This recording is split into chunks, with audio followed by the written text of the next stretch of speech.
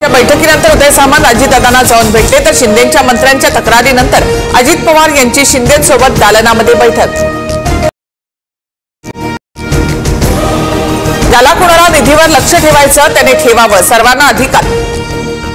शिंदेने अजित पवारांच्या खात्यात लक्ष ठेवण्याच्या सूचना दिल्याच्या चर्चांवर अजित पवार यांचं उत्तर। फडणवीसांच्या मतदारसंघात 5 महिन्यात 8% मतदार वाढले, काही बूथवर 50% वाढ, राहुल गांधींचा मोठा दावा। प्रकरणी निवडणूक आयोगाने सुद्धा मौन बाळगल्याचा आरोप। झूठ बोले कौवा काटे, अपमानास्पद पराभवामुळे राहुल गांधींचे दुःख वाढलं, फडणवीसांचा खोचक टोला। 25 पेक्षा जास्त मतदारसंघात 8%हून अधिक मतदार वाढ, बहुतांश जागी काँग्रेस, फडणवीसांचा आकडेवारी उत्तर। आरोपानंतर निवडणूक आयोगाकडून राहुल गांधींना चर्चेसाठी निमंत्रण, 12 जूनलाच आयोगाकडून ईमेल, राहुल गांधींकडून मात्र अद्याप आयोगाला कोणतेही उत्तर नाही।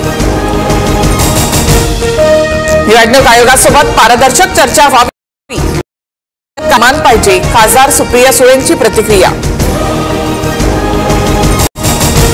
माळेगाव साखर कारखाना निवडणुकीमध्ये अजित पवारांच्या निळकंठेश्वर पॅनलचे 8 उमेदवार आघाडीवर, चंद्रराव तावरेंच्या बळीराजा सहकार बचावचा 1 उमेदवार आघाडीवर तर शरद पवारांच्या पॅनलचे सर्व उमेदवार पिछाडीवर।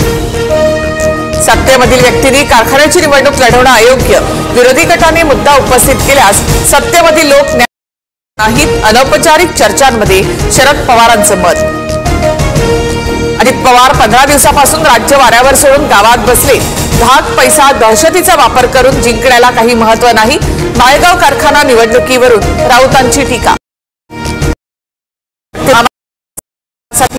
1000 कोटींच्या तरतुदीला मान्यता, सार्वजनिक क्षेत्रामधील कंपन्यांसाठी सुधारणा कर विधेयक आणणार, मंत्रिमंडळ बैठकीमध्ये महत्वाचा निर्णय।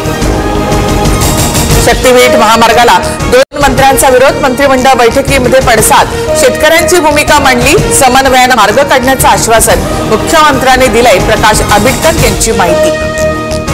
हिंदी भाषेला कमी समजणं अयोग्य, मात्र हिंदी भाषा 1ली ते 4थी पर्यंत सक्तीची करणं देखील योग्य नाही, अनौपचारिक गप्पांमध्ये शरद पवारांचं वक्तव्य। आमच्यावर हिंदी का लादता असं शिंदेनी भाजपला विचारावं, दुसऱ्या बैठका घेऊन मराठीचे अवहेलना सुरू, फडणवीसांनी मराठी भाषेसाठी, मराठी माणसासाठी काम करावं, संजय राऊत यांची टीका।